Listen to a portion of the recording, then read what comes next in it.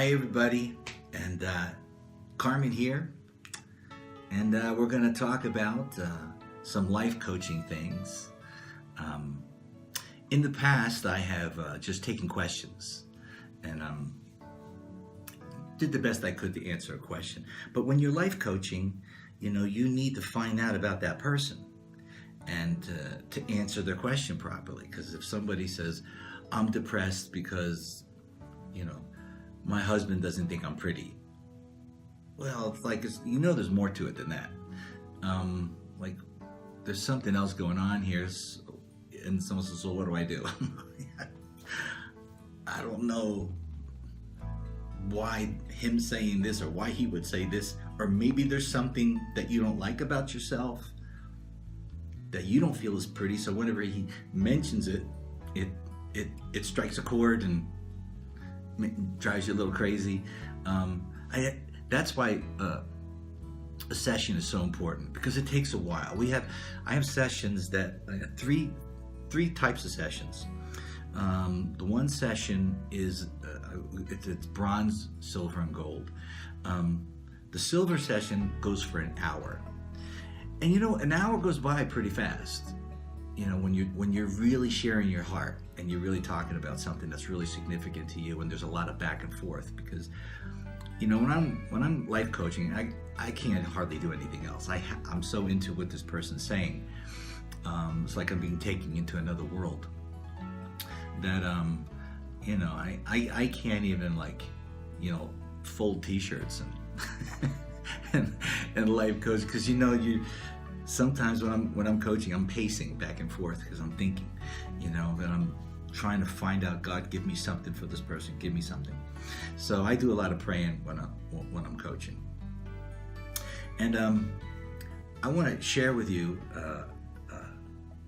something that happened in a life coaching session. And I change the names and I change the people around, so it's always anonymous, and just try to deal with the issue and how it happened, as opposed to just taking a question and trying to figure out what they might mean by what they say.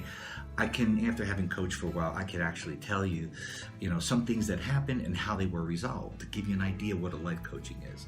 So a lot of times when we see life coaches, and I watch these guys, man, most of them are talking about how to make money, and how to be a champion in life, and how to be bigger and better and better than you ever were, and aspiring you to this real high, lofty sort of sense of the present, what the presence of your life would be, and it just feels so inordinate. I guess everybody wants to be told they're going to be big and wonderful, and look, I've done a lot of touring, right? So people come up to me a lot and they say, hey man, I know God's gonna restore those stadium tours to you, and you're gonna be back in stadiums, you're gonna be bigger than ever, and as they're telling me these things, I'm thinking, oh, those things will cost $300,000-$400,000 a night. The fundraising, the worry, concerned about where the money's going to come from, a crew of 60 people maintaining that, doing 40 concerts in a row, because you need that kind of stuff to pay for it, the organization. I'm thinking of it on a whole different level, thinking, geez, my life just got complicated again. It's like, do I want to do this? Your life gets so absorbed in that you can't do anything else. I mean, that your life is touring, and you're responsible for everything. And so bigger is not always better. The most important thing is to find God's will and do it. And not everybody needs to be told they're going to be big someday. I've experienced big. I was the only stadium act in Christian music. That's big. 70,000 people. That it wasn't just one. We did 50,000 in South Africa. I did the Astrodome twice at 50,000, and the Georgia Dome at 60,000, and some other dome in Detroit, and Lions Stadium, and If it said Coliseum or Stadium on it, I was in it. And I can tell you, bigger doesn't mean you're more spiritual. It doesn't mean you're a better Christian. It doesn't mean you have more faith.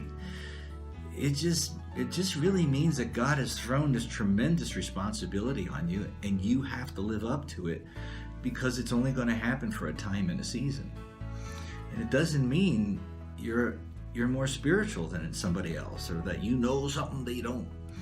To whom much is given, much is required. So I had to do what was required, just to break even. To whom much is given, much is required. You see what I'm saying? So if a guy has a job and it's 9 to 5 and he shows up at 9 and goes home at 5, what, you applaud him? You say he's going to get more crowns, a bigger crown in heaven, going to get more jewels in his crown because he did what he was required? If you're given much, you're required to do much. So I'm just breaking even, when I was doing all that stuff. And ministry is always important. Whether you're got 70,000 or sometimes I've seen in churches where there's 70 people. It's the most important thing is, are you effective? That's the most important thing. And I say this to any of you out there who have plans for ministry. Size doesn't mean effectiveness. Size doesn't mean you're good. I know some people who had tremendous ministries that were personal wrecks, but their personal life was just, oh my gosh, you wouldn't want it. And they exchanged that for size of ministry. So what I want to do is I want to help you find out what's important for you. Because, being the biggest and best and most fantastic you that ever lived may not be the issue. There was somebody that I was life coaching, and she was from China. So she's not around anymore. But she was away from her family. And she had an issue. And the issue was she felt that she lost relationship with her brother. I come from an Italian family.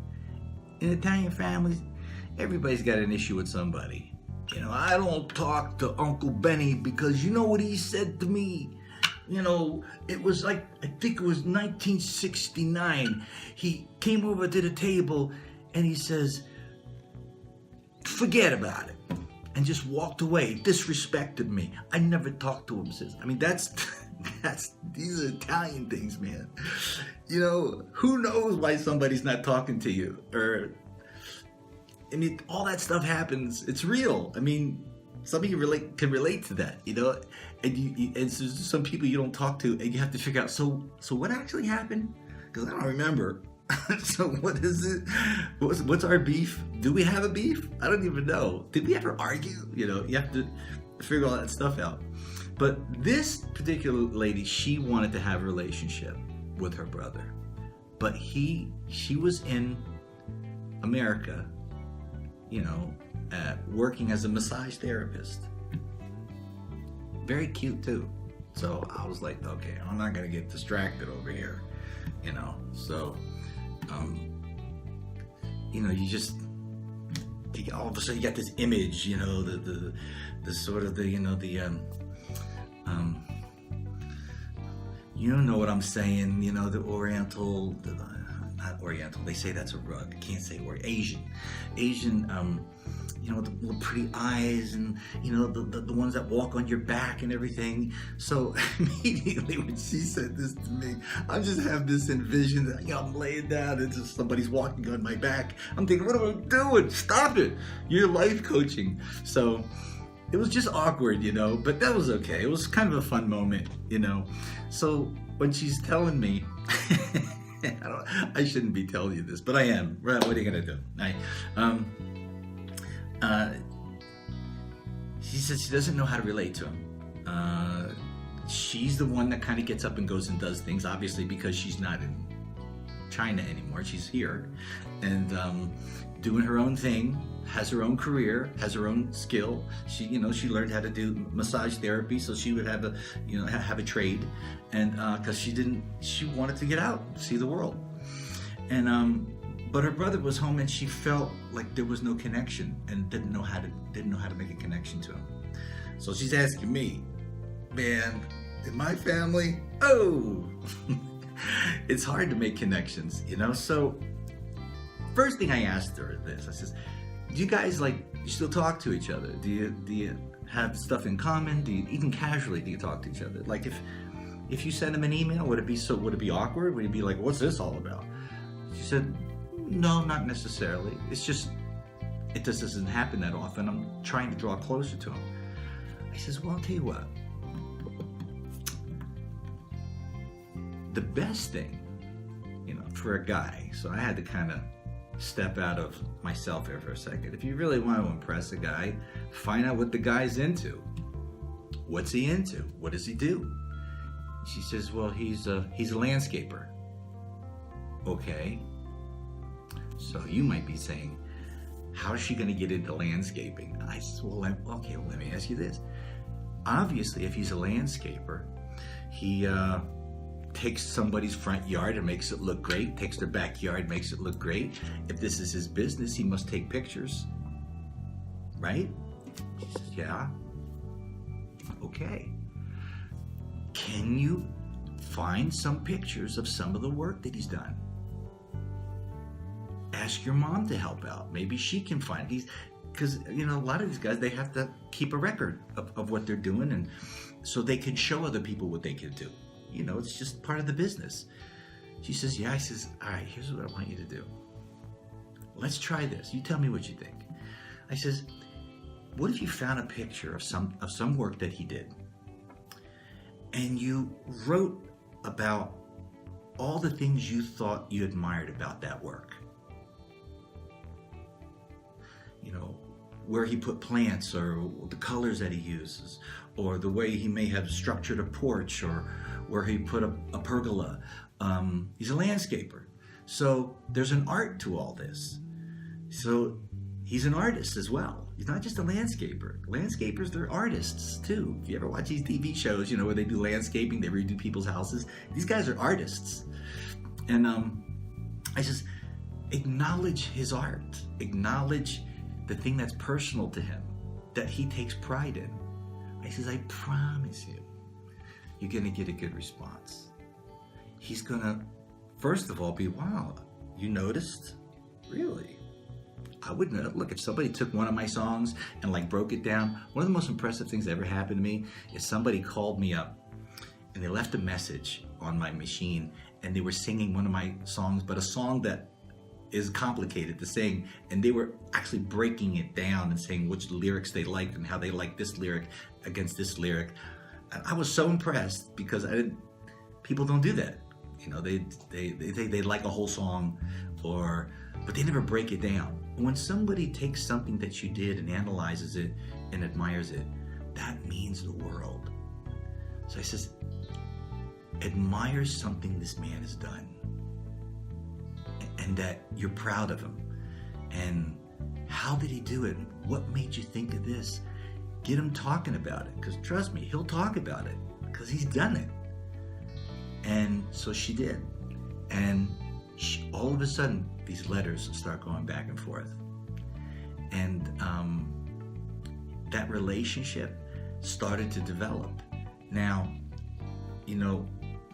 with life coaching, a lot of times you don't know how far it goes, because sometimes people do 1 or 2 sessions or 1 session, and they don't want to do the follow-ups for whatever reason. Who knows why. You either get busy or just get out of the mode. But the best things to do is, when you're doing a life coach, is to do follow-up, because then there's something else there to make it go further, make it more complete. I know I'm spending a little bit more time on this one, but this is important, maybe because it deals with family, and I'm sure that some of you listening have some family out there. Find something that person does that you can admire, and start talking about it. And tell them what you admire about it. Let them see that you see something that they personally have done or created, and that you have respect for it. That will open them up. And you'll have that relationship because they're going to think, wow, she's really looking at me. She notices me. She's all the way over there in America, and she's looking at something I'm doing over here.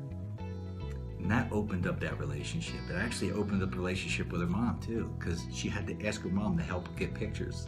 So it kind of opened it up all the way around. So it turned out to be a good thing. So I hope I get a chance to have a session with you, because I know there's something that's important to you. Something that you just, you need just some help navigating through. It could be anything. It doesn't matter. That's what life coach is about. If it's about losing weight or getting rich, I'll do what I can. I'll help you what I can. But, I like to deal with things that are not so readily available to find out. Because that was like a little tricky sort of a scenario. But sometimes when you're coaching, I got to tell you, I feel like, God gives me things. A lot of times I don't know it until later. But I don't always say it, because what if I'm wrong? But I'll see you next week. And I hope one of you signs up. It'll be great to talk to you.